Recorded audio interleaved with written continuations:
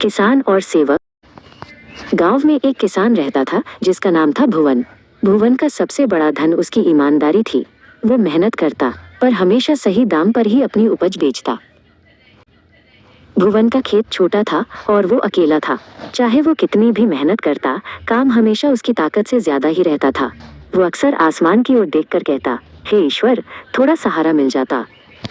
एक सुबह एक नया और तेजस्वी युवक भुवन के द्वार पर आया। उसका नाम माधव था। उसने कहा, मुझे काम चाहिए और मैं बिना थके पूरा दिन खेत में काम कर सकता हूँ। भुवन ने माधव को देखा। मेरे पास तुम्हें देने के लिए सिर्फ फसल का एक छोटा हिस्सा ही होगा, भुवन ने कहा। माधव तुरंत तैयार हो गया। मुझे और कुछ नहीं चाहिए, बस काम। माधव ने जब से काम करना शुरू किया, भुवन के खेत का नक्शा ही बदल गया।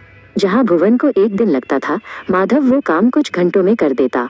उसकी मेहनत में एक अदृश्य जादू था। फसल समय से पहले ही लहलहा उठी। भुवन समझ नहीं पाता था कि एक इंसान इतना काम कैसे कर सकता है। वो जानता था कि माधव कोई साधारण मजदूर नहीं है। गांव के एक लालची पड़ोसी ने इतनी हरी भरी फसल देखी। उसने भुवन से कहा, यह माधव बड़ा भाग्यशाली है, तुम उसे परख कर देखो। उससे कहो कि रात में थोड़ा अनाज चुराकर बाजार में बेच दे। भुवन ने पड़ोसी को डांटा, मैं उस पर विश्वास करता हूँ। मैं कभी भी किसी की ईमानदारी को झूठे लालच से नहीं परखूंगा। भुवन की ये बात सुनकर माधव ने धीरे से सिर हिलाया। अगली शाम माधव ने भुवन से कहा, मालिक, मुझे अब जाना होगा। आपकी ईमानदारी इतनी शुद्ध है कि मेरा रूप यहाँ और छिप नहीं सकता। अब मेरा काम पूरा हुआ। उनकी आंखों में आंसू थे। उसने गिड़गिड़ाकर कहा, तुम कौन हो माधव, और तुम मुझे छोड़कर क्यों जा रहे हो? माधव मुस्कुराया और एक क्षण के लिए उसके चेहरे पर दिव्य प्रकाश फैल गया। वही हूँ जिसे तुम रोज पुकारते थे, माधव ने धीरे से कहा। तुम्हारी सच्ची ईमानदारी ही मेरी सबसे बड़ी सेवा है।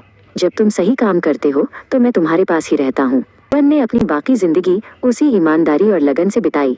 उसका खेत हर साल फलता फूलता रहा और उसे पता था कि माधव कहीं दूर नहीं गया, बल्कि उसकी हर फसल उसके हर काम में था। भुवन की कहानी गांव के हर बच्चे ने सुनी। भुवन ने उन्हें सिखाया, माधव तो चले गए पर ये सच्चाई हमेशा साथ रहेगी। मेहनत और ईमानदारी ही आपके असली माधव हैं। किसी भी काम में हिम्मत मत हारो। बच्चों ने उस दिन से ठान लिया कि वे भी भुवन की तरह हर काम में अपनी पूरी जान लगा देंगे। वे समझ गए थे कि जब आप सही रास्ते पर चलते हैं तो आपको ब्रह्मांड से भी मदद मिलती है। थी मेहनत और विश्वास की कहानी। बच्चों, क्या आप भी भुवन की तरह जीवन में हमेशा सफल होना चाहते हैं? अगर हाँ, तो ऐसी और ज्ञानवर्धक कहानियों के लिए हमारे चैनल ज्ञान फोल्डर को अभी सब्सक्राइब करें और घंटी बेल का बटन दबाएं।